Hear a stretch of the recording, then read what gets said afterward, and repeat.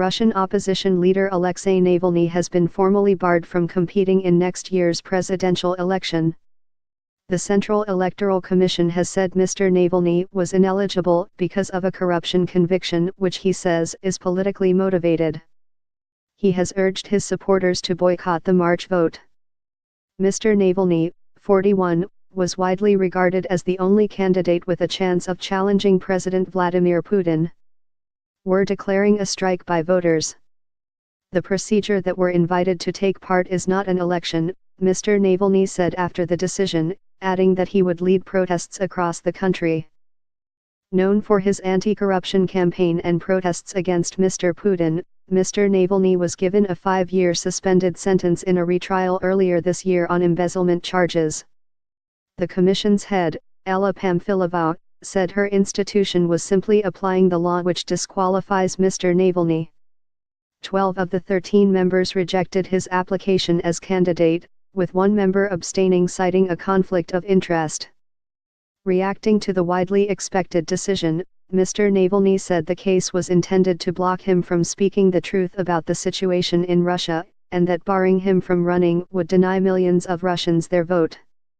Only Putin and the candidates that he personally chose, ones who don't pose the slightest threat to him, are taking part in the vote, he added. He said he would launch an appeal in Russia's constitutional court.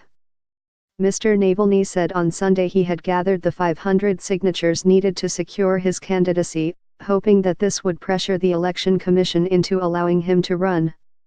By Sarah Rainsford, BBC News, Moscow. Alexei Navalny is far from the only opposition politician in Russia. But the anti-corruption campaigner is currently the most popular and best known. For months he's been traveling the country to meet voters, stage rallies and protests. He's been trying to force the authorities to let him run for president by demonstrating his widespread support. There was some speculation that the Kremlin might consider that, to ignite interest in an insipid race and boost Vladimir Putin's legitimacy. But it would also give Alexei Navalny a nationwide TV platform to criticize Mr. Putin directly. Now he's been barred, Nr. Navalny is mobilizing his support network to campaign for a mass boycott, to slash turnout and cut into Mr. Putin's mandate. He also plans street protests. But the Electoral Commission chief on Monday pointed to other critical politicians permitted onto the presidential ballot and shrugged off Mr. Navalny's talk of millions of supporters. For now, it looks like the Kremlin has calculated that blocking him from the race is a risk it can manage.